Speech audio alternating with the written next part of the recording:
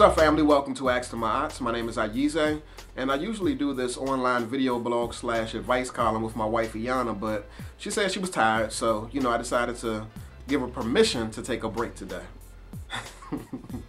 So today what I want to do is I want to talk about infidelity, and I want to approach infidelity from the angle of addressing those thoughts that creep into your mind whenever you've been in a relationship where one of the spouses were unfaithful.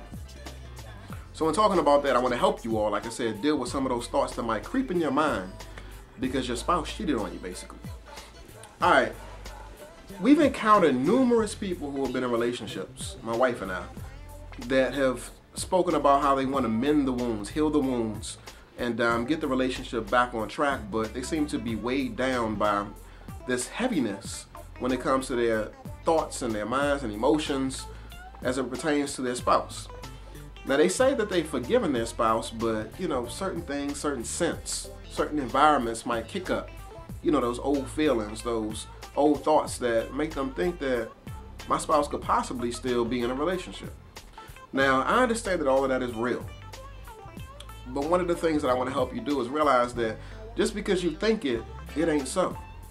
And the reason why I say that is because, let's say, for instance, let's go back to the time when you first found out that your spouse was being unfaithful. Now, a brother once told me a long time ago that when your spouse comes out and tells you that they've been unfaithful, generally speaking, the event or the activity that occurred is more than what they tell you, but less than what you think.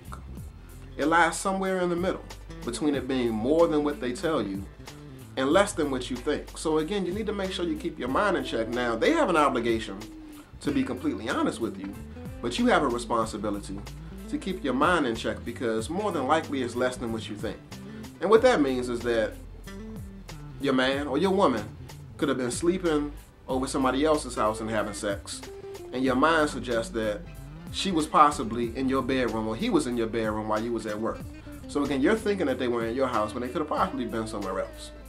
You're thinking that they could have done it 10 times when they may have only possibly kissed. So again, your mind is going to be less than what you actually think it is, and probably more than what they tell you. And the reason why they might not necessarily give you an accurate representation of what occurred is because of fear, embarrassment, shame. They just simply don't want to hurt you. So again, most of the times it's more than what they tell you, but less than what you think. And your responsibility is to control what you think. And the reason why you need to control what you think is because of this.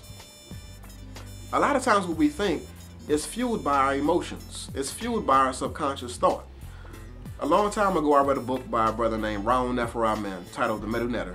And in that book, he spoke about how when your imagination and logic are competing with each other, the imagination will invariably win.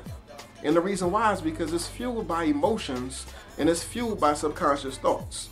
So again, logically, this might not necessarily check out when it comes to your husband or wife being unfaithful, but because your imagination is really running the show, any scenario makes sense when it comes to your imagination. You can make anything work. So again, you need to make sure you check your imagination because your imagination will definitely win out, even though logic says that he only slept with her one time. And your imagination is saying he slept with her 20 times. You just want to make sure you check your imagination because your imagination will win out when it's competing against logic. So I hope that's been helpful. I mean, really this right here has been a talk on really getting your mind in check because for those people who are in relationships where they're trying to heal from the wounds of infidelity, your mind can really run rampant if you allow it to. So get it in check and keep on working at it. Keep on trying to heal that relationship. And again, stop playing and start pushing.